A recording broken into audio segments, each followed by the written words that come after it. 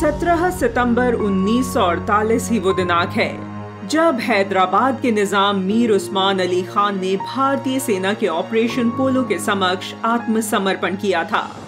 निजाम के आत्मसमर्पण के बाद हैदराबाद का भारतीय संघ में विलय हो गया, लेकिन यह विलय इतना सरल नहीं था। विलय से पहले हैदराबाद में जो कुछ हुआ उसे चाहकर भी कभी भुलाया नहीं जा सकता। वास्तव में हैदराबाद एक ऐसा रजवाड़ा था जिसका शासक एक मुसलमान था, परंतु राज्य में हिंदू बहुसंख्यक थे। निजाम हिंदुओं से नफरत करता था। अपनी एक कविता में निजाम ने लिखा था, मैं पासबाने दीन हूँ, कुफ्र का जल्लाद हूँ, अर्थात मैं इस्लाम का रक्षक हूँ और हिंदुओं का भक्षक हूँ। यह कविता यह बताने के लिए काफी है कि निजाम अपनी बहुसंख्यक हिंदू प्रजा के बारे में क्या सोचता था।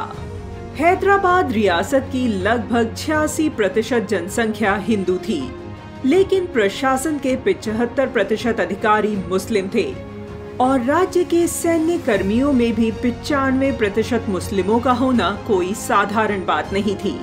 यह मुस्लिम शासक की एक ऐसी सोची समझी चाल और उसकी हिंदू विरोधी रणनीति का हिस्सा थी जिसकी तैयारी बहुत पहले से हो रही थी। राज्य और सेना के मुख्य पदों पर निजाम के इशारे पर कुछ भी कर सकने वाले उसके मुस्लिम वफादारों की ही नियुक्ति की गई थी। हैदराबाद में उस दौरान कई शक्तियां संघर्ष कर रही थी, लेकिन सबका टारगेट हिंदू ही थे। प्रसिद्ध विचारक और लेखक के.एम. मुंशी ने अपनी पुस्तक एक युग का अंत में हैदराबाद रियासत में हिंदुओं पर हुए अत्याचारों पर प्रकाश डाला है। वह लिखते हैं कि हैदराबाद के एक सेवानिवृत्त अधिकारी महमूद नवाज खान ने उस दौरान मजलिस-ए-इत्तेहाद उल मुसलमीन की स्थापना की। इसका उद्देश्य राज्य में निजाम के समर्थन में मुसलमानों को एकजुट करना और बड़े पैमाने पर हिंदुओं का इस्लाम में मतांतरण करके हिंदू बहुमत को कम करना था। वहीं राष्ट्रीयकरण के नाम पर सर अकबर ने हिंदुओं द्वारा निर्मित कई औद्योगिक प्रतिष्ठानों में राज्य के लिए 51% हिस्सेदारी हासिल कर ली थी। के.एम. मुंशी लिखते हैं कि एक वकील के रूप में मैं तथाकथित मध्यस्थताओं में से एक से चिंतित था, जिसके परिणाम स्वरूप एक हिंदू द्वारा चलाए जा रहे एक बड़े व्यवसाय को राज्य ने अपने कब्जे में ले लिया था। निजाम ने पहली चाल के तहत गांव-गांव से हिंदुओं के हथियारों को जमा करवाया। फिर उसने मुसलमानों को हिंदुओं को गुलाम बनाने के अधिकार पर जोर दिया, जो उनके लिए कोई और नहीं बल्कि काफिर, पत्थर और बंदर के उपासक थे। निजाम द्वारा पोषित मुस्लिम कट्टरपंथी रजाकार जासूसी और प्रचार का स्कूल चलाते थे। कुछ प्रशिक्षु ब्राह्मण पुजारियों के भेष में गांव में जाकर स्थानीय मस्जिद को नुकसान पहुंचाते थे और दंगा करते थे। भीड़ में छिपकर हिंदुओं की हत्या करते थे। इसके बाद उनके घरों को लूट लेते और जला देते। कट्टरपंथी रजाकार हर वो कदम उठा रहे थे जो हैदराबाद को इस्लामिक स्टेट बनाने के लिए किया जा सकता था। हिंदुओं की हत्या, लूट, महिलाओं के साथ सामूहिक दुष्कर्म करना उनके लिए आम बात थी। वह क्षेत्र में बाहरी मुस्लिम लोगों को भी बसा रहे थे ताकि राज्य में बहुसंख्यक हिंदुओं को अल्पसंख्यक बनाया जा सके। के.एम. मुंशी के अनुसार 1946 तक इत्तेहाद ने अपना धर्मांतरण कार्य छोड़ दिया था, लेकिन निजाम की सरकार ने मस्जिदों को बड़े पैमाने पर अनुदान देना जारी रखा, जो पहले हिंदुओं को असहाय करते फिर उन्हीं हिंदुओं को इस्लाम में शामिल करने के लिए उकसाते। जहां यह नहीं किया जा सका वहां जोर जबरदस्ती का पेंच लगाया गया। गांवों में गरीब हरिजनों के लिए ऐसे प्रलोभन और दबाव का विरोध करना कठिन था, क्योंकि उनके सामने परिस्थिति ही ऐसी बना दी जाती थी।